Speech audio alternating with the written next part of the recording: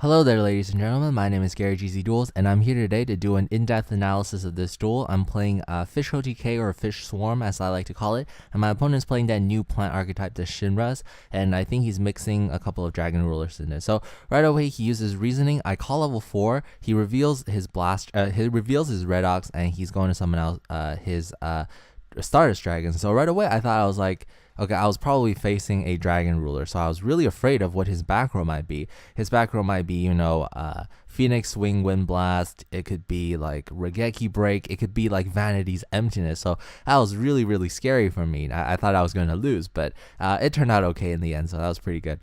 Now, my opponent, I didn't do much. I just like discarded everything to the graveyard, and then he's gonna just attack directly. He has Stardust Dragon. He's not really afraid of these two back row anyway, because if it was a Mirror Force, he can negate it or whatever, and he has sufficient protection anyway. So right away, you'll see when he attacked me, you'll be like, well, Gary, why didn't you use Call the Haunted to bring back this 2,800 attack monster, because you would have brought it back anyway, and then when that happens, you would have prevented yourself from taking 2,500 damage. Now, that was good. That would have been a good move, but that would have been too much of a gamble. The thing with that is, I would be activating Call the Haunted on Chainlink 1, and then if my opponent had a response, so say he decided he's going to use Torrential Tribute. He decided that, he has a Call of the Haunted, so he's not afraid of losing the Stardust for this turn, but he was afraid of, me summoning out this fish, then I would have lost everything, because if I use Call of the Haunted, he uses Torrential Tribute, and then I use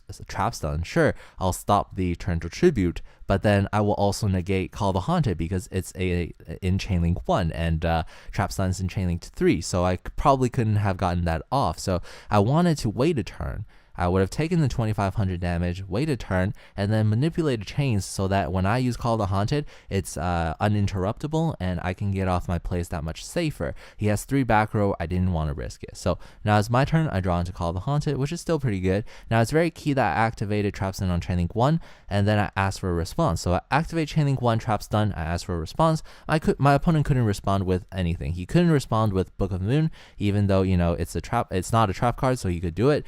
It's because I don't have a monster for him to Book of Moon. He couldn't have used Torrential Tribute because I didn't summon a monster, so he can't destroy anything. And he could have used Call the Haunted, but why would he? To bring back Red Ox? It wouldn't make sense. So I decided Chainlink 2, he's going to pass his response to me. I use Chainlink 2, Call the Haunted, and I target my Deep Sea Fish thingy. So like I said, Chainlink 2 will always resolve first, so it will not be negated by Trap Stun. I summon out this fish thing, and I use Trap Stun's effect, and Trap Stun resolve. So it's very key that this happened in this order for 2 reasons.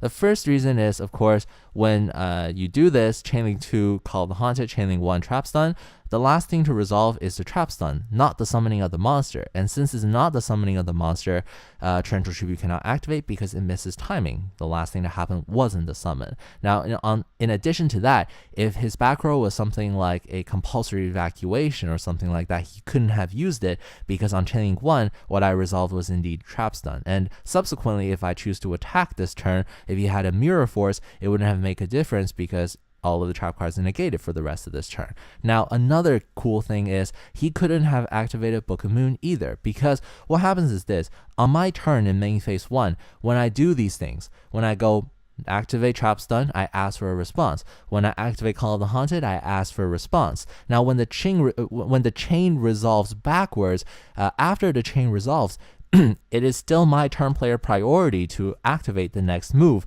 not my opponent who can activate Book of Moon. So what happens is, even though I summon out the monster, both of the chains resolve, he couldn't just say, oh, hold on, I want to activate Book of Moon now. He couldn't do that. He had to wait until I activate the effect of the Deep Sea Fish before he can chain his Book of Moon to any of my own effects. But he probably wouldn't have done that, because once I activate the effect of this Deep Sea King, I discard, I pay for cost.